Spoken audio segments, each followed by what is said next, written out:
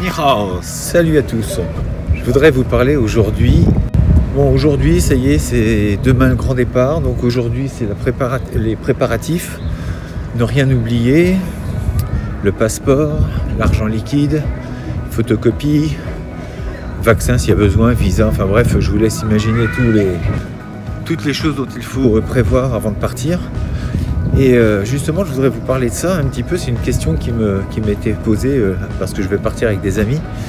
On me demandait ce que je prenais et c'est marrant parce qu'on se rend compte que c'est avec avec l'expérience de voyager, le fait de voyager de plus en plus, on se rend compte qu'on en prend de moins en moins et que au départ, c'est vrai que j'avais tendance à prendre des gros sacs et de m'encombrer. Et puis en fait, on se rend compte qu'une fois sur place, on n'utilise même pas la moitié de ce qu'on a pris. Du coup, c'est beaucoup de fatigue pour rien. Et puis quand vous devez passer d'un terminal à un autre avec votre grosse valise, ça devient vite compliqué et puis pas agréable du coup. Et de plus en plus, pour moi, le voyage, c'est de voyager léger, tranquille. Vous avez un sac à dos.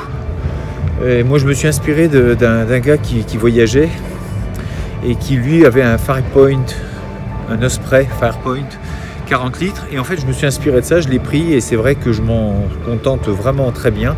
Il est pratique, il a le côté qui passe en soute, enfin en cabine. Donc pour ça, c'est juste super. Mais sur le côté, donc là où je voulais en venir, c'est de voyager léger. C'est vraiment agréable. Quand vous n'avez pas à vous prendre la tête, vous avez tout sur votre sac, un sac qui n'est pas lourd, vous avez tout à portée de main, vous ne vous prenez pas la tête. Quand vous arrivez en plus dans les lieux de location que vous avez pris, vous posez votre sac. J'ai un tout petit sac d'appoint qui tient dans la main, histoire de prendre son porte-monnaie, acheter 2-3 trucs. Mais voilà, pensez à voyager léger, ça pour moi c'est juste fondamental et c'est une prise de tête en moins. Et puis, pourquoi je parle de ça, de ce minimalisme?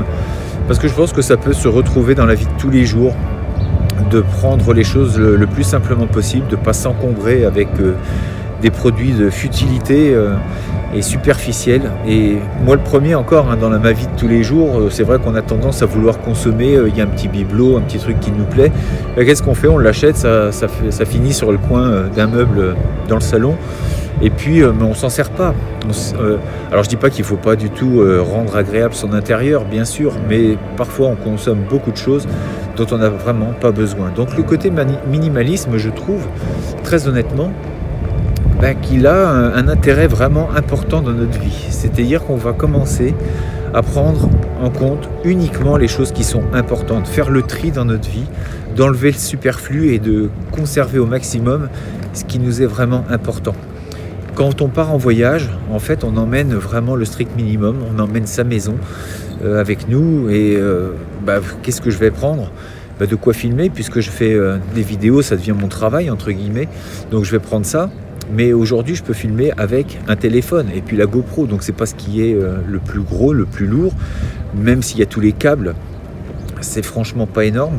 Je vais prendre un livre parce que maintenant, c'est vrai que j'aime beaucoup lire, de plus en plus je l'aimais, mais de plus en plus aujourd'hui. Donc un livre, un pantalon, des caleçons, chaussettes, et puis c'est tout. Et puis même la trousse de toilette. N'emmenez pas grand chose, votre brosse à dents, des produits éventuellement hydratants, une crème solaire, et puis le reste vous achetez sur place. Là où je vais, il n'y a vraiment pas de quoi se priver. Si j'ai besoin de t-shirt, d'un pantalon, une paire de baskets, ça va me coûter 10 €. Les t-shirts peut-être 2 ou 3 €.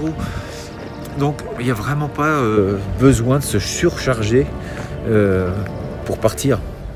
Et vous verrez, croyez-moi, quand on n'en a pas énormément sur soi, c'est des kilos en moins et donc c'est un gain de confort et juste ça c'est super. Et puis quand vous devez courir d'un aéroport à l'autre, enfin d'un terminal à l'autre parce qu'il n'est pas à côté, vous êtes content d'avoir un sac qui ne fait que 5-10 kilos plutôt qu'un 20 kilos. Et puis dans les arts martiaux, on va retrouver ce côté minimalisme dans une façon de faire, c'est-à-dire que on va enlever les fioritures qu'on peut retrouver parfois dans les Tao, dans les katas un petit peu artistiques. Et c'est de prendre un petit peu la quintessence du geste et de voir ce qu'il veut vraiment dire, ce qu'il signifie, ce à quoi il va servir. et de rester vraiment au plus simple, d'enlever tout ce qui est fioriture. On ne garde que l'essentiel pour arriver à un maximum d'efficacité. En tout cas, ce qui nous semble le plus facile et le plus adaptable à la vie de tous les jours si on se fait en cas d'agression. Donc le côté minimaliste, pour moi, il est vraiment important à ce niveau-là, c'est de prendre vraiment l'essentiel pour se sortir d'une situation. Donc les préparatifs sont en cours.